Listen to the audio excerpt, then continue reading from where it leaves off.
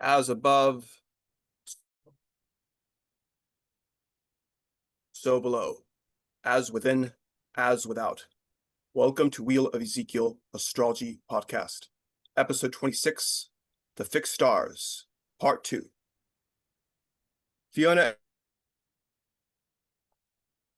Edgar is joining me once again to continue our discussion from the last episode. So, Fiona, welcome back. Thank you, Ezekiel. Great to be here. Lovely. Yes. Okay. So I just want to get right back into it where we left off. So we're picking it up here with Arcturus. Arcturus is in the constellation of Butes. I believe that's how you pronounce it. Is that how you pronounce it? It's hard when you find it in books. That's how I pronounce it. I also Sometimes just get them from books, so Butes. it's hard. Yeah. Yeah. Right. Okay. Because you first see it is to an English speaker. It can look kind of like boots or something like that, but I think it's Butes. Yeah, Right. Butes. Right. Okay, so yeah, the star Arcturus in the constellation Butes, it is at 24 degrees and 22 minutes of tropical Libra. It is the brightest star in Butes, and it is located on the left knee of the herdsman. It's of the nature of Mars and Jupiter, to give an idea. And what I have here is Bernadette Brady says, he is the one who bridges the lands between the hunter-gatherer nomad and the herder, cultivator, plowman, villager.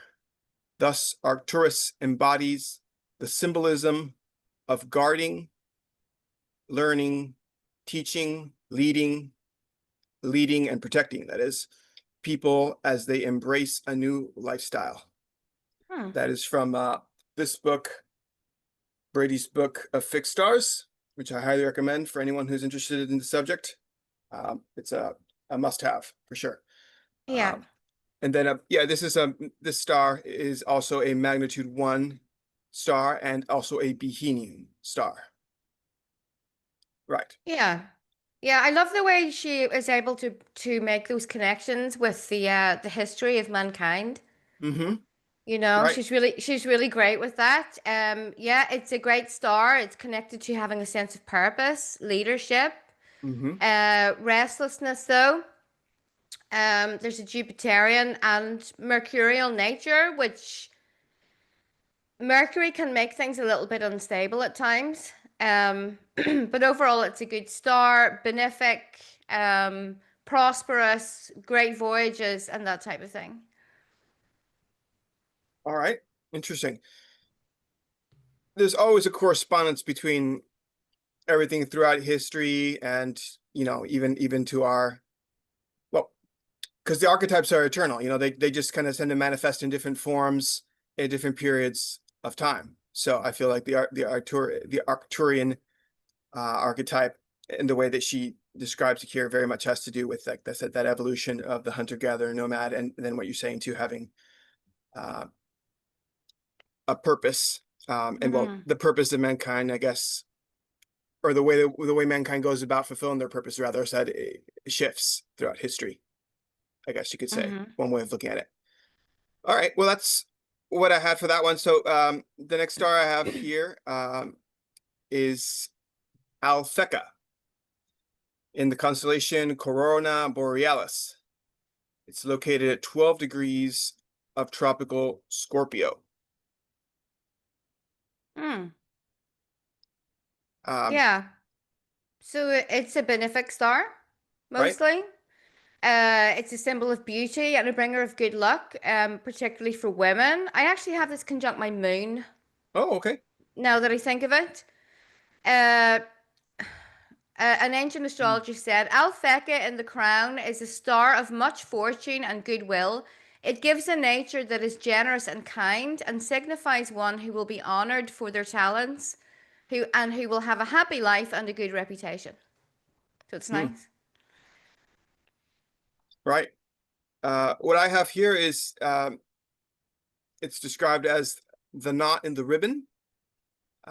It's the northern crown, right? So like you said, it has to do with it's the symbolism of women. So it's like a woman's crown, essentially. So it's the idea of quiet achievements, blessings that come with curses.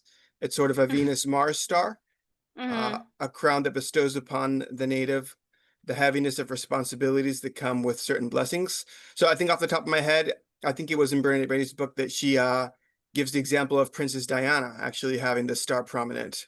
I believe that, I hope I'm not misquoting her, but I think it was the idea of like, being literally, positioned with and given a crown, but then all of the, not so good things that kind of came with that responsibility, and then ultimately also her fate, unfortunately. Yeah. So that's just an example of whether or not that's actually the example I was thinking of or not. The story kind of, my point, it fits to what I'm getting at here. So the idea of perseverance and duty, in spite of the heaviness that comes along with whatever it is that you're whatever task you're given, right? So this is a magnitude 2 star as well as a Bohemian star. So it's another important star one can work with for star magic. Yeah. Mm. It's a great one to work with, actually, especially for women.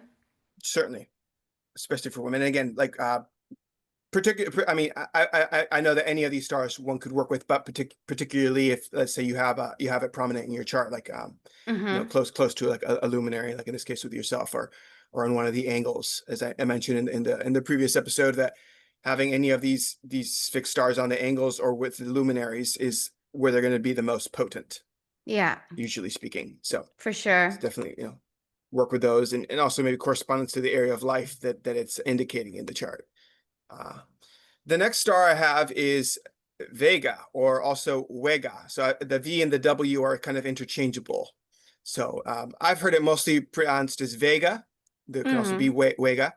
It's in the constellation of Lyra, Mm-hmm. at 15 degrees of tropical Capricorn. It's the falling gripe, which is a type of bird. I didn't actually know that, but it's a type of bird. It's a former pole star. There was around the year 12,000 to 10,000 BCE. And essentially it has a correspondence to the goddess, the Egyptian goddess Maat, and her feather, essentially, that, when one passed through the hall of judgment, uh, one's heart was weighed on the scales, and it had to be as light as the feather that was in the other pan. So there seems to be some connotation to judgment and to purification, to being light, like as in lightweight. And then also the star is said to bestow a lot of charisma, a lot of creativity. It's kind of mysterious, or things having to do with mystery. Skills, that can be creative skills, like musical skills, perhaps, or artistic skills in general. Magic, divine spells, spells through music, as Lyra has to do, has to do with, it's correspondent to the lyre, the name of Lyra, like the instrument, which can tame the wildest animal, essentially. So there's like this soothing kind of hypnotic sound that a lyre could make, right? Similar to Fomalhaut, the star has that kind of very magical, mystical, otherworldly quality, it seems. It's a magnitude 1 star and also a Bohemian star. So I don't know. Do you have anything to say about Vega? Vega is going to be the pole star again in about 13,000 years from now. No. Hmm. And well, we might as well talk a little bit about what the pole stars are at this Sure, because point. But hmm uh, go a ahead. pole star is basically a star that is close to one of the Earth's celestial poles, and it appears as being kind of stationary in the sky, while other stars seem to rotate around it. Is Hmm. the kind of astronomical description. Um, this kind of spiritual interpretation of that, it's kind of Sure. like is it a moral compass or a spiritual compass for It's like humanity? a sacred center, essentially. Yeah. Humanity has always venerated the center of things. The idea of that, even nature itself, it'll start in the center and ripple out, like like the bud of a flower, or even in the water. If you were to throw a stone, the ripple will start from a central point outward. Everything has its center. Even at the glyph of the sun, there's a central dot inside of the circle, which is the sacred center point, right? And then all the rays emerge from there. Mm. Uh, or, just that whole idea of centrality. And so everything else that rotates around this central point in the heavens, which is why it's called the pole star, and it's venerated as this central, at least for the time being, because as you say, it does shift It periodically after does. very long periods of time. So, for our entire lifetime, we'll always have the same pole star. Yeah. Unless one happens to be fortunate to live in a time when that is actually transitioning, which is usually a period of a lot of cataclysm and a lot of disruption, as has Yep. been noted in previous history. So Mm-hmm. we will get to the other pole stars and to our current pole star here in a little bit, so we can pick up this conversation on the pole star when we get to it. Maybe right now we move on Yeah. to the next star I have here, which is Deneb Algedi. It's in the constellation Delta Capricornus at 23 degrees of tropical Aquarius. It's a magnitude 3 star and also a Bohemian star. What are your comments on Deneb Algedi? Deneb Algeri, it seems to be quite a difficult star. Its beneficial qualities would be fearlessness, warlike, a sense of confidence in oneself. It can be fierce, can be cruel, Mm, and things like that. It's a kind of troublesome star. mm, So, for example, if someone had that on their IC or something in their chart, it could be that they had a very difficult like childhood with cruelty and violence. sure. In the family, right? In the family line. Yeah, Hmm. yeah, Sure, sure. I mean, yeah, or right, or on the opposite angle, the midheaven being more of the public life, and if of what one's known for, one's legacy, um, you know, things of that nature, being predominant. Some of the notes I have though is it has a lot to do with rules, the natural order of things, wisdom, integrity, knowing how to work with rules, essentially like having a very thorough understanding of rules, and then learning how to take those rules and use them in one's favor. So in a way, kind of manipulate the rules. It's almost like they say, in order to break the rules, you have to know them really well. So mm-hmm. kind of that idea I get with this star, uh, knowing the rules to deliberately break or manipulate them, right? So Yeah, it's law giving essentially, so very justice oriented. Um, it is, well, in Aquarius, which is, tropical Aquarius. So, and then also in the constellation of Delta Capricornus, both of those could be attributed to kind of Saturnian regions, or having a Saturnian influence of sorts. So the idea yeah, of law, in a sense, it's also Jupiterian, but the idea of justice, in a sense, being very oriented toward that. Only this is more in a kind of a benefic ruler, so maybe not so Saturnian in that sense, so maybe more Jupiterian. Um, it's Aquarian, so it's humanitarian in that sense, right? Helper, protector, but it does tend to bestow a sort of a savior complex, is my understanding of it, which mm-hmm. could be maybe more of a negative thing, in some cases, if one believes themselves to be something that they're not, or capable of saving others when they in fact aren't. And that's actually not something that is necessarily one's place to even attempt to do. Uh, so the idea of bridging the gap between man-made worlds and the natural world, beneficence and destructiveness, sorrow, happiness, life, death. So it's a bit of both. So it's kind of a mixed, a lot of mixed correspondences. It's kind of bittersweet. But Yeah, as you said, it is a difficult star. Though it can, through those difficulties, my understanding, can bring about positive things.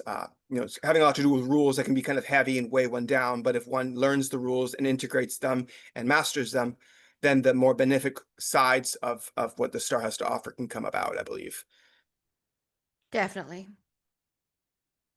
is what I'm understanding. So yeah, that's what I have Yeah. for Deneb El-Gedi. Um, Mm-hmm. and so let's move on to the next star then. That is Alphard in the constellation Hydra at 23 degrees of tropical Leo. It's the Hydra's heart. So the Hydra is a water snake, essentially. It's well, I don't know if you want to talk about it and kind of describe a little bit what this is about.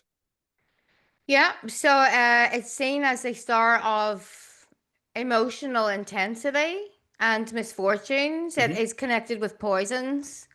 Hmm. Uh, Poisoning is not something that tends to happen like so much in the modern world, except for poisoning with food, Well, pharmaceutical right, not in maybe drugs. such an overt way.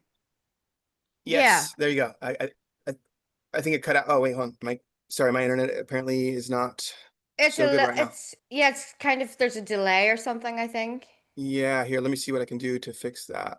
Okay. Um, no, so no.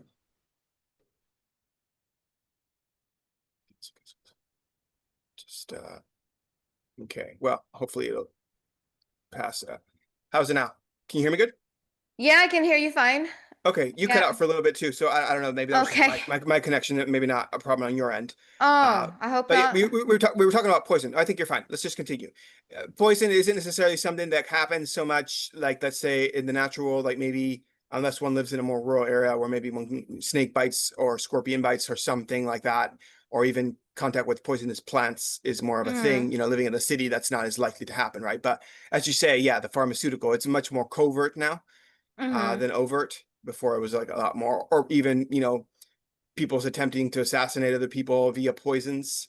Like that just seems a way that you would try like assassinate an emperor in a way that was more covert because you couldn't just like ever get close enough to them to actually physically, you know, kill them if that was what you were trying to do. So you maybe try a more subtle way of getting their food poisoned or their drink or something, which is why they had cupbearers. But I'm kind of digressing here a little bit. But the idea of poison, okay, it seems to be a bit of a theme here, as you would think with serpents. I have here, it has to do with difficulty, perpetrators or victims of violent crimes. So it can be on either side, both the perpetrator or the victim. Uh, Untamed emotional outbursts, Mm-hmm. intense. So these are qualities that the star tends to bestow. It's more constructive manifestations can express depending on how the star is configured in the chart. Um, Yeah. and so it's yeah, it's one of those stars that yeah, it's probably a little more negative than positive because you know it's so associated with violence and poison. So it's not one I would see as being having favorable conjunct any of the angles or the luminaries. Certainly, I think that could spell a lot of trouble potentially. It But could, but all poisons have an antidote. that's true. And sometimes it is a poison that comes from betrayals with this star, betrayals of people close to you. Sure. What's the cause of that? You know, there's always a cause. Do you need more discernment, something like that? Quite often, like the most poisonous one is ourselves, and we allow these people to come in and do these things. Mm-hmm. So Like an there's emotional always poison, more so. emotional poison, but there's Mm-hmm. always an antidote for Mm-hmm. that. Of course, yes, yeah. Or mental poison too. People poisoning your mind with ideas or certain concepts that are erroneous or that degrade one's or one's self-esteem. You know, so, but what one accepts that, you know, but there's an antidote to that is to reconstruct one's thought patterns and you know the way one feels to not tune into that and to try to feel into other things on purpose and to affirm other things that are more positive that will serve as the antidote, I guess you could say, to whatever poison was directed at one. Um, Yeah. but yeah, okay. So it's a challenging start. It is in Leo, so um, there has to be some of those leonine qualities associated with on some level. And I'm noting here just off the top of my head that at least it used to be somewhat close to Regulus, um, perhaps here. Or well, anyway, that's maybe a little bit of a digression off the side. Let's move on to the next star, I suppose. Then I don't have a whole lot for that star. It's not a Bohemian star. It's a magnitude 2 star, by the way, though. I didn't mention that before. So it's still fairly visible. So fairly powerful, right? Um, Pollux, which is one of the twins. It's in the constellation Gemini, 23 degrees of tropical Cancer. It's known as the quote unquote bad twin, associated with Hercules, right? It's very Mars-like, is my understanding, and that there's the theme of the immortal twin here. So this one is kind of a little bit brutish, violent, and cruel, maybe crafty, spirited, rash, connected to poisons as well here, right? And it's also a magnitude 1 star. So yeah, what do you have on Pollux? Well, these twins, like the divine twins, they show up in all of the Indo-European traditions, so they're really important. Right. But Pollux is the Mars-like one of Hmm. the pair, more aggressive, violence, but violence is needed quite often, so I don't necessarily Hmm. see that as bad unless it's uncontrolled. Sure. Uh, a quick mind Hmm. and that type of thing. So it's Yeah, quick, more quick to like, act. yeah, Pollux is like the jock, you know. Yep. He's and the Well, other it's one is, Hercules is the archetype, yeah, and then Castor yeah, would be the brother. I'll just go ahead and get into it because they work as a pair. So in a sense, you study both of them at the yeah. same. So Castor's is in the constellation Gemini at 20 degrees of tropical Cancer. So very close, 20 and 23 Mm-hmm. degrees. It's the good twin, quote unquote. It's associated with Apollo, and it's referred to as the star of Apollo. Um, it's also very Mercury-like, so it's got a very mercurial quality to it, which makes sense because it is in Gemini too. Um, it's a star that bestows a keen intellect, success in law and publishing, perhaps, good manners, refinement, excellent morals. Uh, there's also the warning, though, of being prone to violence and mischievousness. So, Mm-hmm. so it's sort of polarized to Pollux, Castor is, but they also seem to complement and have some things in common, of course. Um, working as a pair. They're the two brothers, of Gemini, or any of these stories in mythology or wherever you see the archetype of twins. It's really going back to these stars in the heavens that are just the archetypal twins, which aren't necessarily male. They're in this case, they've just kind of been assigned that kind of role, but they can be the two sisters too potentially. They don't necessarily have to be two boys. Um, but it's that idea of that duality of two opposites that are complementary and that have express the stark opposite qualities. It's a Castor here is also a magnitude 1 star. That they're both magnitude 1 stars, right? They're pretty easy to spot actually in the sky. And if one actually wishes to go out there and look for them, I mean, one thing is you could get a book that has all the constellations kind of drawn out and then work with that. There's also an app I have that will map out the sky just using your location. You just put your phone up there. It's actually really cool how it'll just map it out for you. I mean, there's several of these. I know that's not anything is very new that, but if people aren't aware of this, that's another really cool way to kind of start to learn the stars. If you're not really sure at first, and eventually you'll be able to identify them just by looking up at the sky. But I always enjoyed seeing and identifying Pollux and Castor up there because it's just so clear. You also see the outline of their bodies too, so you can actually see like two people standing next to each other. It's actually pretty clear. So there's with these two stars too, also the themes of reconciling polarities, as I kind of alluded to, Yeah. building bridges between them and what they both represent. Yeah, Mm-hmm. And yeah, Jupiter is going to pass over these stars this year because that's right. Jupiter is in Cancer now. So it'll That's be interesting to see what happens then. yes, very true, very true.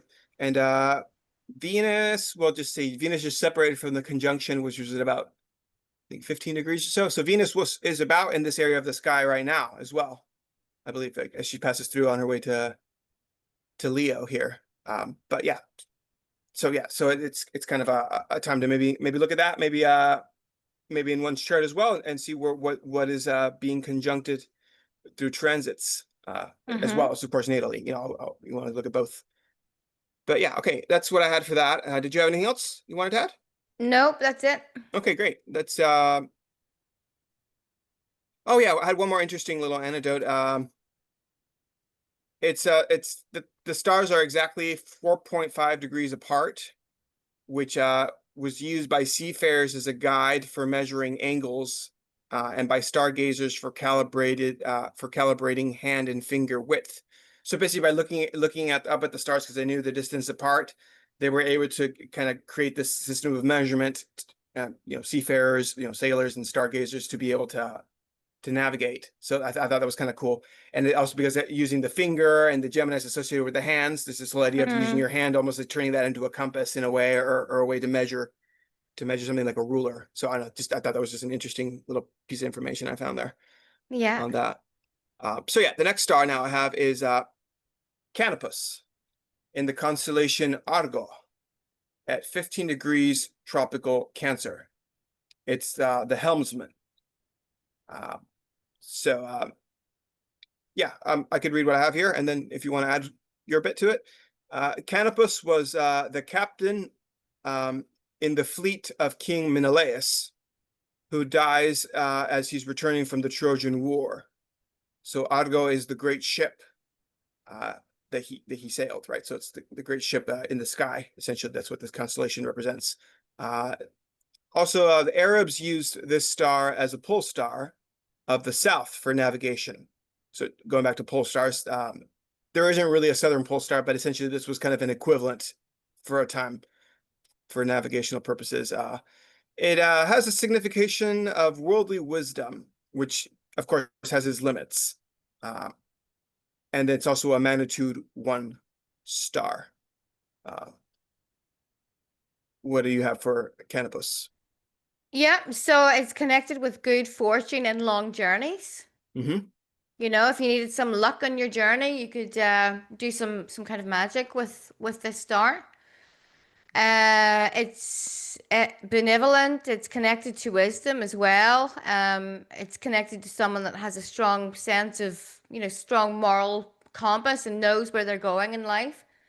It's Mm-hmm. pretty much, you can use these stars as something like timing or knowing where you are in the world if you're on a ship somewhere, and you can also bring that into your own life if you're not on a ship. They have spiritual and mundane uses.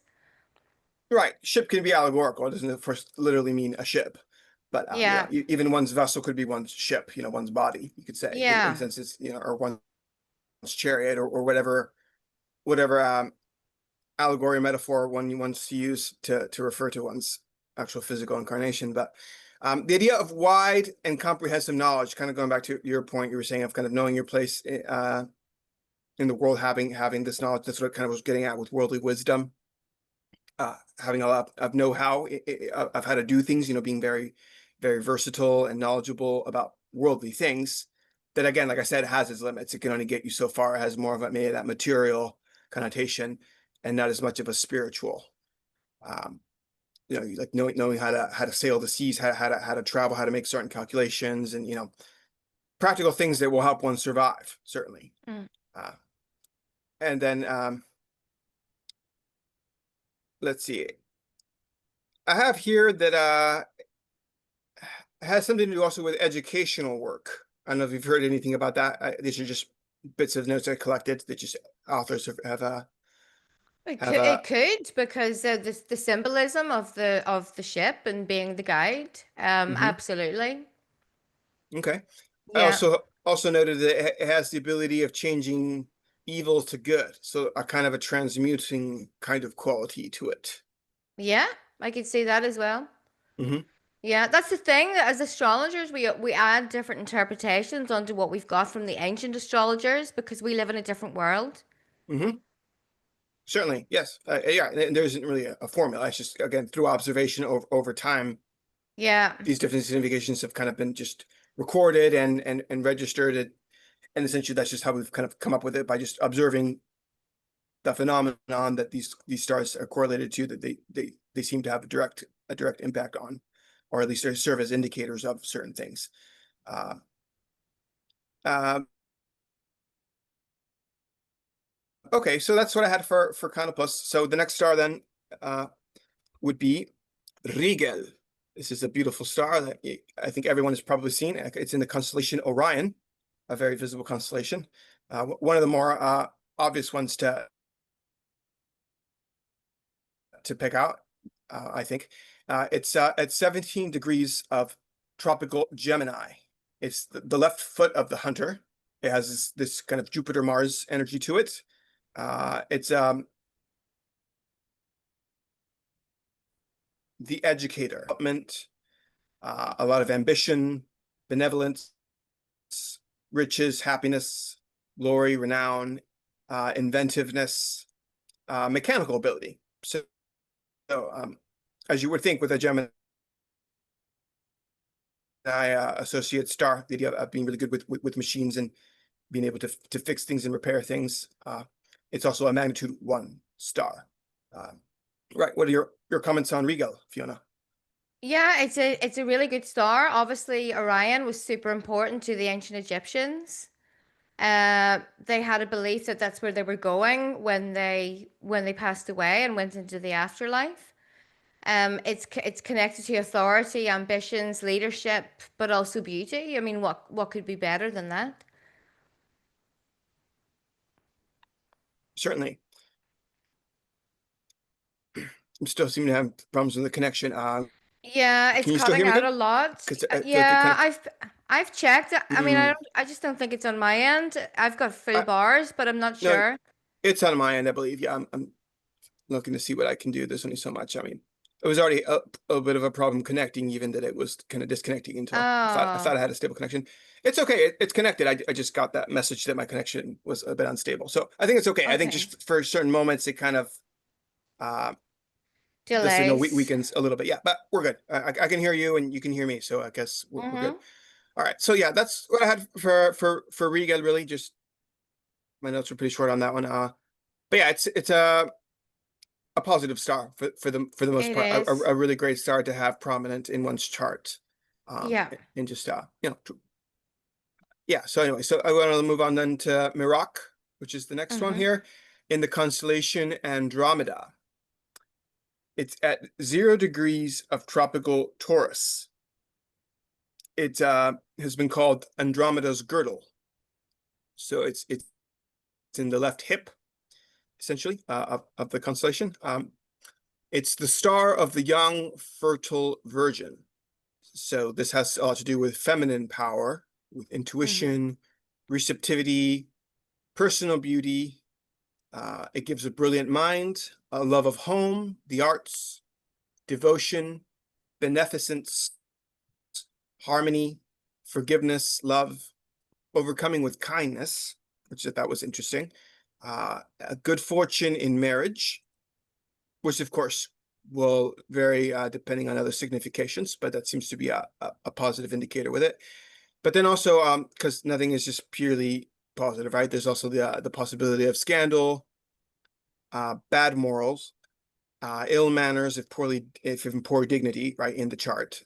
And then, well, it's a magnitude 2 star, so it's potent, not as potent as a magnitude 1 star, but uh, so yeah, the idea of scandal, maybe if Venus were uh afflicted, or in some hard aspect or something like that, and maybe making some kind of opposition or some kind of hard aspect to this star, or that's an idea that sort of comes to mind of how this could potentially manifest in a more negative way, in poor dignity.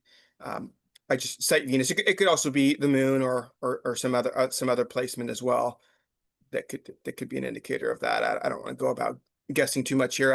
What do you have on Merak, Fiona? It's one of the best stars for relationships. Yep. You know, in a composite or even synastry together. Mm, It is a star of good fortune, particularly with marriage as well. mhm, I would say I can't think of any examples, but I would say if someone has this on their ascendant, they're likely to be very physically beautiful. mhm, mm. It's just a great star overall. 0 degrees Taurus. So yeah, so if Yeah. you're a 0 degrees Taurus rising, take that into account. I mean, that it'd just be one to watch for, I suppose, in looking at example charts, like I know of celebrities or just people Mm, whose information is in the public domain to cast their charts. That's yeah. interesting. I can't think of a 0 degrees Taurus rising chart right now off the top of my head either. Neither can I. But but yeah, okay. That either way, it kind of gets to the point. It's mostly positive. I was mentioning the more negative because again, nothing is black and white like that necessarily. Mm, Of I would think or a malefic or something, maybe conjunct it. Like let's say I don't know, the seventh house. That has to do with relationships. There could be some kind of scandal involved if there was I don't know maybe like Rahu or one of the nodes perhaps having to do with excess or something. I'm not Well, trying there's to. always jealousy from other people as well. Like Oh they're not yes, going to like that. right. So, So it's not necessarily one's flaw, oneself, but maybe just through all these good things, people that envy the good, because there's that mhm. whole complex of people hating oneself for being good, like literally for doing good and for being beautiful and for having all of these great qualities, right? There, it also invokes the envy of those who don't have those qualities or who wish they Yeah. could, but they themselves won't do the work to rise to that state, to the capacity that they're able to.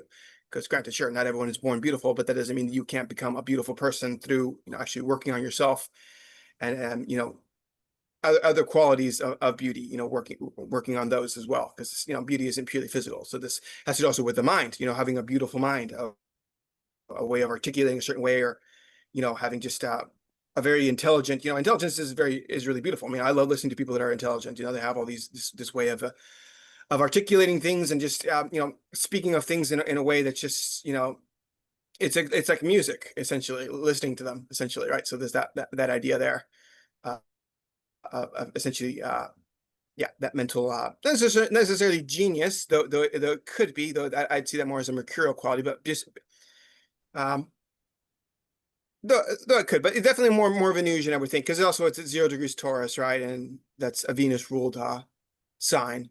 So I think a lot more Venus. But anyway, I don't want to spend too much time on this. That's what I had on this. If I didn't mention it, it's a magnitude 2 star. So the next star I have is Betelgeuse, which is in the constellation Orion at 28 degrees of tropical Gemini. It's Hmm. the right armpit or the right shoulder of the hunter.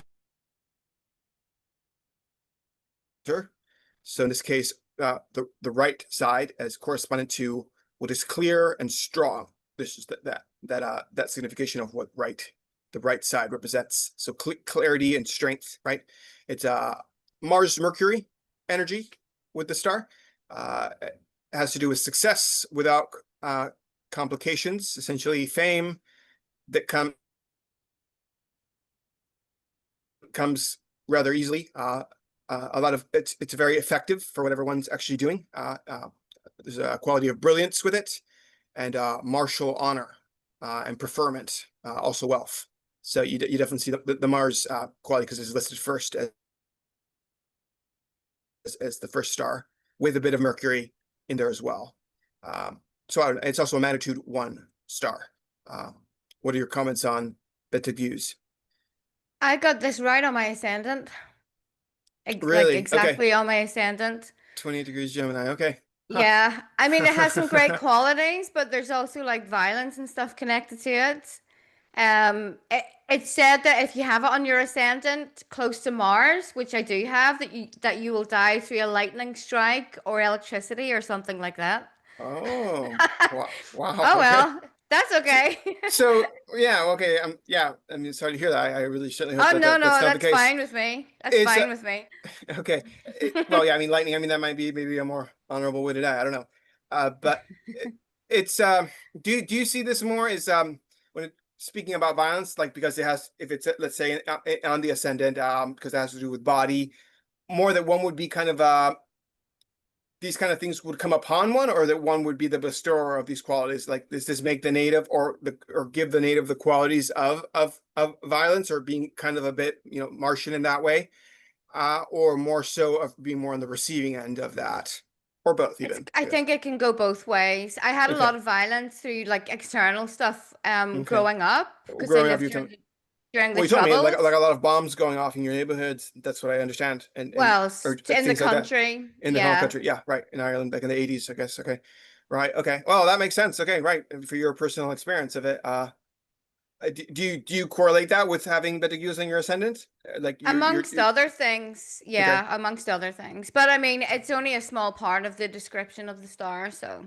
okay. But then with the part of about success without complications, fame and effectiveness. I mean, I can see, at least from my perspective, that you've very much succeeded in terms of your aim of becoming a successful astrologer that now is you're an entrepreneur and you have your own home out now in the countryside, and essentially living your dream. Not to say I haven't had complications, but they've been overcome. So, I mean, in terms of fame, I mean, at least within astrological circles, a small ring, I'd say you're probably fairly well known. So there's that kind of quality of fame bestowed on you. Granted, this is with you having it on your ascendant. So not necessarily everybody that has the star prominent in their chart will have it on the ascendant, On the midheaven would also be a similar effect, I would see. Maybe on the IC, a little bit more internal and maybe a little bit more having to do with maybe one's family life and one's lineage, maybe. Not so visible, maybe. But yeah, and in regards to honors, preferment, wealth, I mean, that probably depends on a lot of other things too. These are just some things that are prescribed that are associated with the star. But anyone that has something near 0 degrees, or so not 0 degrees, 28 degrees of Gemini, just pay attention to this star, and then maybe just see how it maybe correlates to your chart, in a broader picture. Okay, that's what I had for that. So let's see. Next star is Achernar in the constellation Eridanus, 14 degrees of tropical Pisces. It's Eridanus is the river's mouth, so the river Eridanus, into which Phaeton fell when trying to steer Apollo's solar chariot through the sky. So that's the mythology of the story of Phaeton, who it kind of has a story to do kind of with arrogance and overconfidence. So the idea that he begged and begged Apollo to be able to drive his chariot, and finally Apollo granted him his wish. But then in steering it, he just wasn't able to control the horses, and essentially it all went out of control, and then he fell. I think he crashed the chariot as well. So the lesson, of course, is the important part of the mythology there. So in mundane astrology, my understanding of this, tell me if this correlates to your observations, Fiona, as mundane astrology, it has to do in the charts of nations, at least, it can actually indicate literal natural disasters, particularly fires, floods, and cyclones. Yeah. I think I may have got this probably from Brene Brady's book, where I'm actually certain it was, like she cites Australia, for example, as being a country where she's noted this, that there was some, I think, was it a cyclone? I can't remember what particular natural disaster it was, because of the position of the star as well there. Anyway, so I would look at it more maybe in mundane terms, and on a personal level, certainly too. It could spell literal disasters that one experiences, perhaps.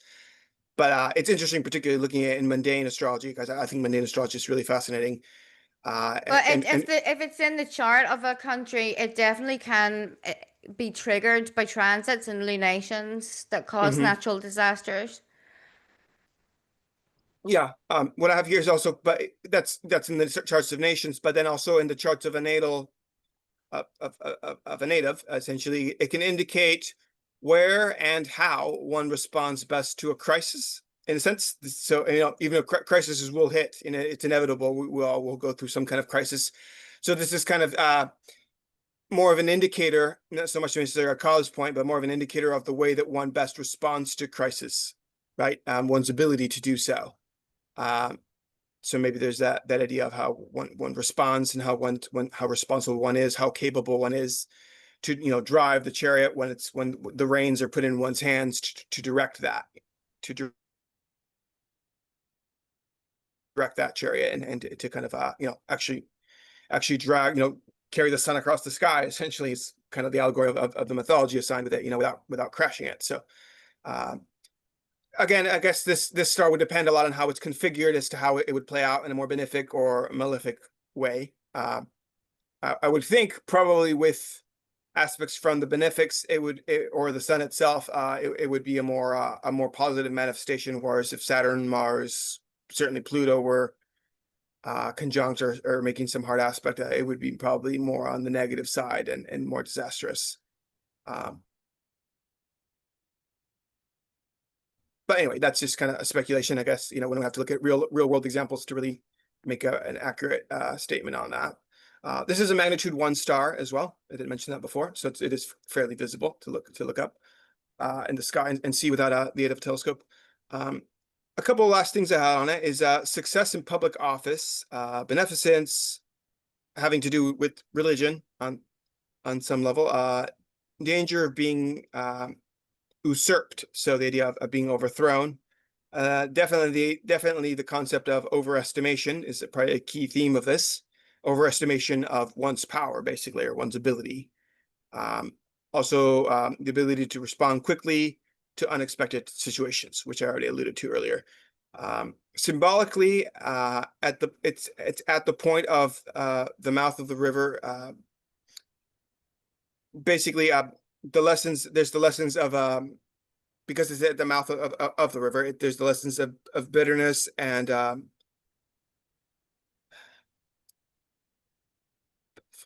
essentially. Okay, I'm not. I wrote something weird here in my notes that it's not making sense. 1 second. What did I say?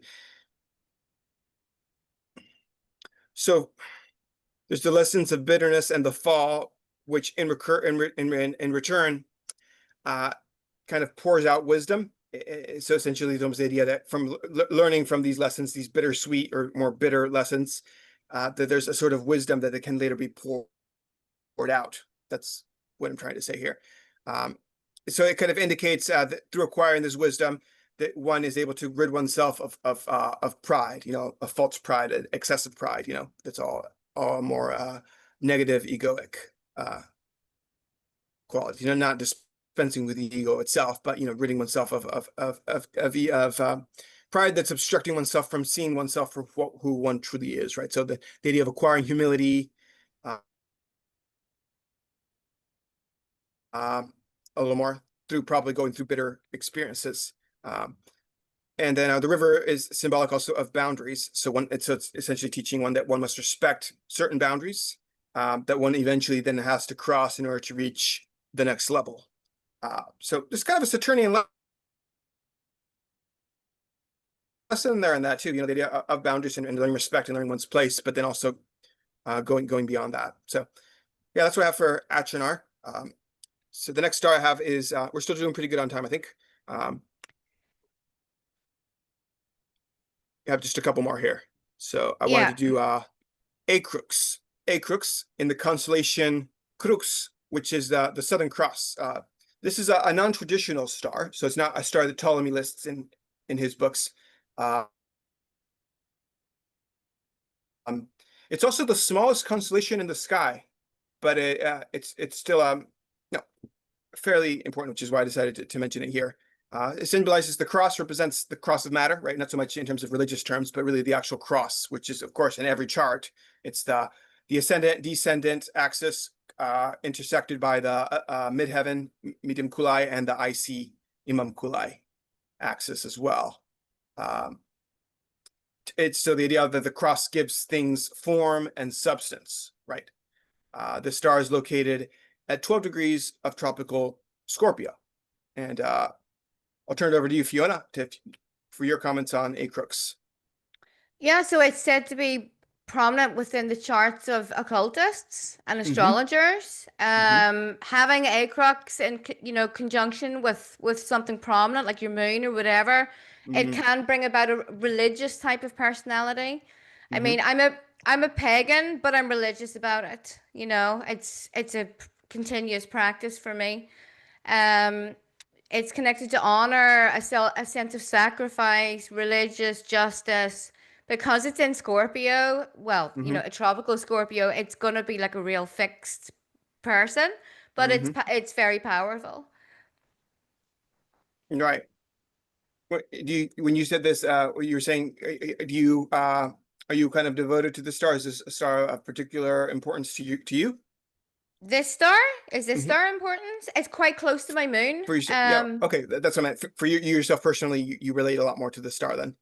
Yeah, I do relate to the star for sure. Okay. Yeah. Well, right. It's the star of astrologers, essentially, as an indicator. Yeah. I mean, I have it fairly prominent in my chart as well. I think both of us right. really can relate with it. I mean, it's an indicator of a person that is it's associated with the physical world, like I said, right, with the cross of matter. So actualization of potential. So essentially doing something. Actually, it's a chart that indicates people that actually do. They actually take action. So again, there's that Mm. religious devotion to it, however you want to define religion, not necessarily an Abrahamic, monotheistic religion or the way that it's usually thought about, but religious devotion, the idea of being really, really devoted to something, whatever it may be. Yeah. Um, so there's beneficence of a very ceremonial nature, like maybe it inclines one towards ceremony, to performing ceremonies for oneself. It's kind of Yeah. secretive because it is Scorpio after all. The idea of justice, being a proponent of justice, maybe fighting for justice. Definitely a star associated with magic, mystery, the occult, as you said, is the star of occultist students that actually study the mysteries, the hidden secrets of nature. A star of intuition, and then Mm-hmm. also the star of astrologers. So essentially, it's an indicator of a native that would become an astrologer, a student of the stars. So if the star is prominent in one's chart on one's angles or with one's luminaries, it's probably a good indicator that one will be an astrologer or certainly have an interest in astrology. Uh, Well, whether I'm just smiling because my husband also has it conjunct his moon, and he's Oh, not you both interested in it. do. Yeah, Oh, we okay, both do. We've got our moons like interesting. exactly. He's not, well, he's interested in astrology when I explain it to him, but other than Okay, that, but he is strongly pagan. sure. Very, Well, it doesn't necessarily mean to a T that you will be an astrologer. I mean, you'll have an interest. yeah. It might not be something you're devoted to, but you'll be devoted to something. I mean, certainly spiritual on some level, or devoted to the occult or to working with something of your tradition, whether it be the runes or whether it being, Mm-hmm. a devotion to a specific deity, be it, Odin or Thor Odin, or, yeah. or whoever it be, having your own connection to the spiritual realm and in a very real way, it's certainly nothing superficial about it. So whether or not, I mean, I think a lot of people would connect more with astrology if they maybe understood it more, and maybe a lot of people that Mm, when they kind of awaken or it comes into their life, they will connect with it, even if maybe throughout a good portion of their life they're not interested in astrology, maybe just because they don't know enough about it. But if something were to kind of pull the curtain on that a little bit and kind of reveal that to them, I think that would really pique a lot of their interests. I mean, that's just yeah. my speculation, but I think anyway, you're right. I Yeah, think and bypass all of the new age garbage, for sure, for which is sure. another part of the reason why maybe a lot of people that encounter astrology, they encounter, unfortunately, the new age, superficial, not real astrology, at least not the stuff we're discussing here. Not Yeah. things that are concrete, that have to do with prediction, that's not, all love and light and having to Mm, do with purely psychology or personality types and things like yeah. that. It's overly analyzed in that light, which I think is well, it has its use to a certain extent, but I feel it's also very limiting, and it certainly does not take into account the wider scope of what astrology actually is and what it has to offer. No. So yeah, I mean, these New Age astrology doesn't even know, or I've never heard them mention any of the fixed stars. So this level of astrology hasn't No, even occurred to them, and they have no conception of how never. this Yeah. works beyond just the 12 signs of the zodiac. And that's great. That's your ABCs. Now let's take it to the next level. After the zodiac Mm. signs, there's all the stars we're discussing here. And the Um, Arabic parts, oh, of they're course, right, hugely important as well. absolutely, yes. All the other reports. I mean, the seven main lots. I mean, there's plenty more after that I think it can get a little ridiculous how many lots there are out there, that I think a lot of them are just kind of irrelevant. So that's another thing to get lost in. And the same Yeah. with like asteroids and all that. I mean, there's Oh some yeah. that are interesting and maybe worth looking at a little bit. Like I really like Chiron. I work with Chiron, Yeah, but yeah. They can have meaning on an individual level. They're not meaningful when it comes to like big events or anything like that. not usually, no. No. I look at Chiron because it moves so slowly, kind of in a collective level, to like signify kind of the current state of the collective wound of humanity.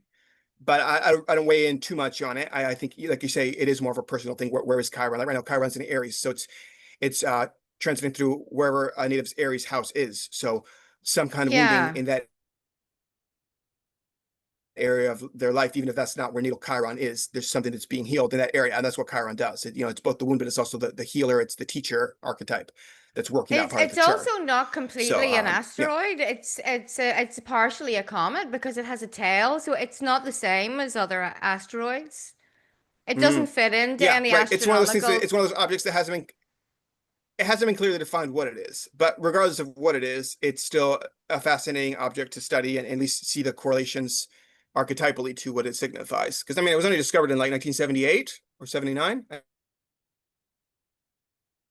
think 78. So it's very recent that it's actually even become part of the astrological lexicon and, part of even something that's included in a chart. So fairly recent. But anyway, tonight, that was a little bit of a digression, a very interesting one. But we have a couple more stars here I'd like to finish up.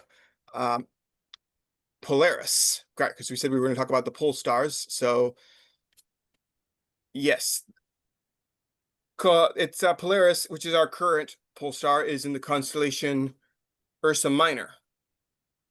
It's the sacred center of the celestial pivot. So Fiona, maybe you want to go back to what you were saying with in regards to the pole star, and in this case, more specifically Polaris and its associations and significations.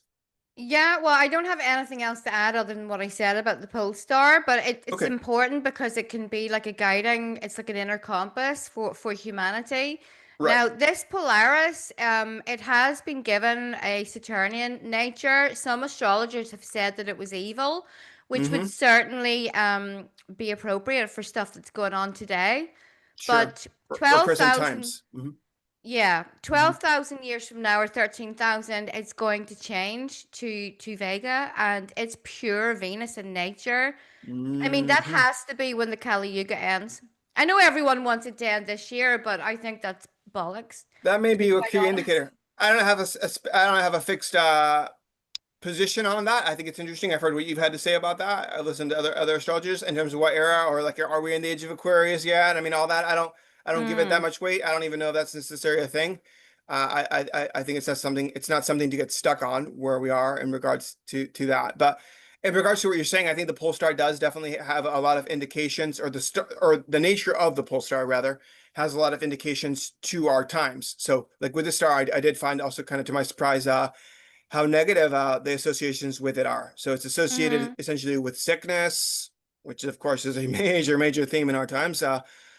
Trouble in general, loss of fortune, disgrace, great affliction, uh, yeah, legacies, which can be good or bad, right?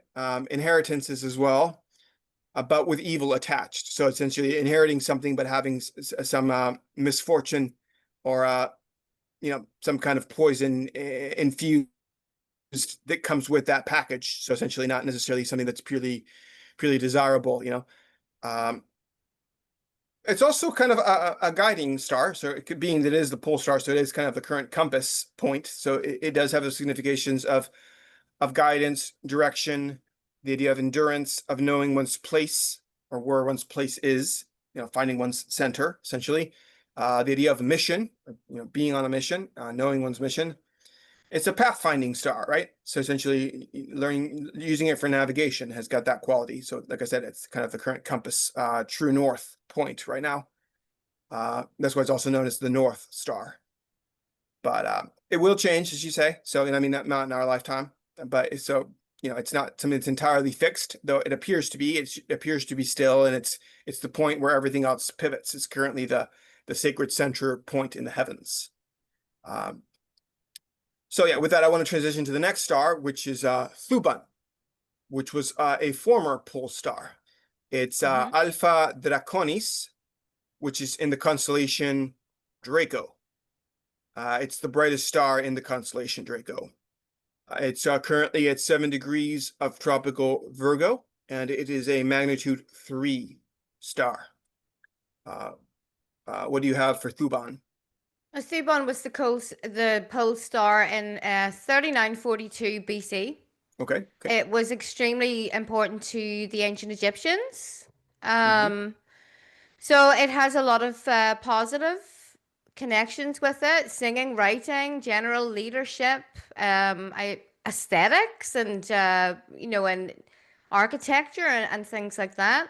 There is mm-hmm, a downside to it, danger, tragedy, disgrace as well, mm-hmm. which you can see around those times. It started so great, then it got contaminated as time went on. But overall, I guess it's a pretty good star, potentially destructive, like you would imagine a star in Draco would be. Hmm. Okay, yeah, interesting.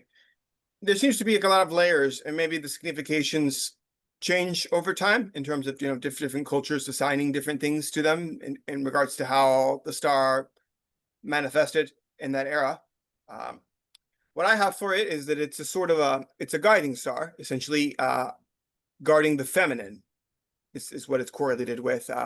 So it's related to sacred matters, to the degeneration of jealously guarded physical treasure. So the idea of treasure that's guarded, like I said, very, very jealously, or just treasure in general. So um, this is a star that actively guards and protects treasures, whatever they may be. They may be ideas, they may be actual, treasures, actual, precious stones, gold, silver, um, anything, that one would consider to be of value, right? It can indicate issues with giving and sharing. So a lot of hoarding, and fear that one's gifts, which is also one's treasures, may be exhausted if used or shared. Like, so the idea of kind of clinging to things and not wanting to use or put it out into the world, or let other people utilize a portion of it. Also, depth of character. It tends to bestow also artistic skill and passion for the arts, singing, writing, preaching, which can be a lot of different things. Just essentially teaching ideas with a lot of passion. That's my idea of what preaching actually is. General leadership skills, and occupations related to money, which are also indicated, which makes sense being that it's correlated with treasure. So working with money. It does tend to give difficulties with family, I found. So a kind of a lack of understanding with them. Also indiscretion, scandal, foolhardiness, destructiveness, cleverness, as well as introspection. These are all qualities I found associated with Thuban. Which again, some of these may be more modern interpretations of the star. I think in the examples that Brenda Brady gives, Isaac Newton was one of the people that she cites having the star prominence. And there's the idea, or the example she gave of that he was the one who developed calculus, I believe it was, but then didn't want to have it actually published. And then later when it was actually put out, he had like difficulties putting his claim on it or something. So the idea that that was like his treasure that he didn't want to share with the world, but then once it did, there was this, like a lot of difficulties that kind of came with that. So that your treasure can be your own ideas, right? That you guard jealously, you don't want to share with the world. Or if you do, there's some kind of complication around that in some way. It's hard to say specifically how, but that's what I have for Thuban. So the last star I have that I want to discuss is Ras Al Hag, which is the Arabic name. It's spelled RAS space capital ALHAGUE, which I've seen it also all put together as one word, but I believe the correct is spaced, just for people to note that when they're looking for the star. Ras Al Hag is in the constellation Ophiuchus, the serpent bearer. And it's actually the head of the serpent bearer. It's at 22 degrees of tropical Sagittarius. It's a magnitude 2 star. And well, the main reason I really also want to include the star is to actually address this whole issue that has been created around Ophiuchus as the alleged 13th sign. And this, I think, would hopefully put to rest what we're about to say here, what that's actually about, and in terms of how that's actually not so, and it couldn't be so. So, but before we get into that, I guess the association here is with the mind. So control over the serpent, because this is the serpent bearer, and the head is the idea is a reference to the mind. So the mind being in control or having mastery over the prime forces, which would be the serpent, you could say, through mind over brute state, over using brute strength necessarily. So kind of the application of wisdom, controlling the mind rather than the mind controlling one. I have a few more things to say, but I'll let you make some comments on this star, Fiona. Yeah, so it has the nature of Saturn and Venus. Mhm. like a lot of stars in Ophiuchus, it is connected strongly with healing and poison Yep. and medicines. Hmm. There's kind of a dual nature to it. Like there tends to be, but it is also connected to someone that is highly intelligent. Like you said, the head, a Hmm. scholar. Um, Yes. Yeah, a studious person. I have a couple of things I could say about that. Is the connection good? I don't know. It didn't cut out, did it? no, it didn't cut out. Oh, No. okay. I wasn't sure. Okay, I kind of went quiet for a minute. Um, so yeah, so the idea of a lot of broad-mindedness, essentially. So along with wisdom, which the serpent is a symbol of healing and wisdom. Um, Philosophical ideas, strong ability for visualization, and as you said, it's a Saturn-Venus star. Um, so, but as you said, there's also okay, there's the correlation with healing, right? But also then on the misfortune side, uh, it's correlated to misfortunes through women, particularly. Uh, a common these are a few things that probably anybody else could find on there. On in books and stuff. It's said to correlate to perverted tastes, mental depravity. It's also gives a kind of a reserved nature, very studious, critical, uh, unpopular opinions or attitudes. It's gives a lot of suspicion, usually very solitary. I mean, all these things I'm listing are very Saturnian, right? Hmm. The problems with women, what would be the Venus part? So it's kind of Saturn and Venus. So the Saturn is kind of the challenges and the difficulties, and then Venus, of course, is the signification of women.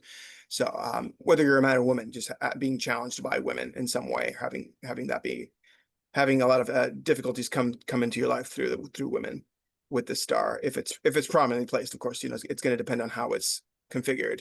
Um, so being very like unconcerned with public opinion, so really just not caring, and in a sense of just doing what you're going to do. So it very much kind of to me gives the idea of an eccentric that is just kind of a solitary person that's very very intelligent, probably a writer or someone that is very knowledgeable, but doesn't really care with status or what people think about them. They'll just speak their mind openly, which is also very very Sagittarian quality of just being very open about one's opinions, very blunt, essentially, right?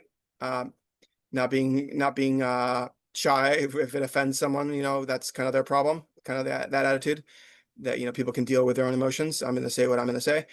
Tendency for excess, a reputation for athletics, which I thought was curious. So perhaps there is kind of an athletic component with this, which you wouldn't think of someone that's more of a recluse.